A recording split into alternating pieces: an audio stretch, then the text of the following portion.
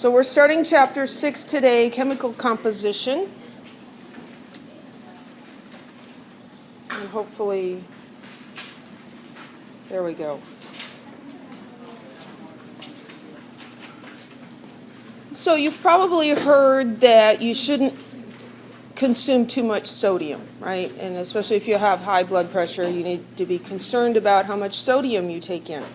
Well, sodium is essential for life, so you need some sodium, but you don't want too much.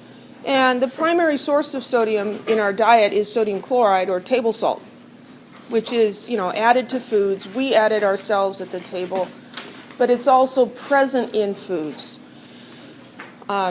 Too much of it is not good, but you do need some. So how much is too much? How much is good? Well, the FDA recommends that you consume no more than 2.4 grams of sodium per day, but that's not the same as sodium chloride, because in sodium chloride there's sodium and chloride. So how do you know how many grams of sodium chloride you could eat and still stay under that guideline? Well, when we look at the chemical composition of sodium, it is NaCl, which tells us there's one sodium ion and one chloride ion together. So you might think, well, half of it is sodium and half of it's chlorine, but not by mass, because sodium and chlorine have different masses. And so we can't just look at the number of atoms and relate that to mass.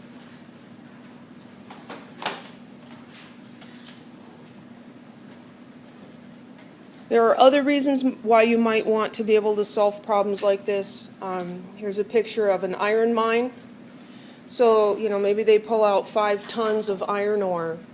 Well, how much iron are they actually going to get out of that? Because a lot of it is other elements. Iron ore is a compound.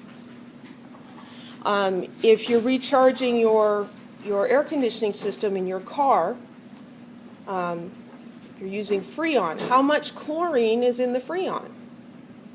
Okay, with an understanding of what we're going to study in this chapter, we can take the mass of the Freon or the mass of the ore and figure out how much of that element of interest is in there.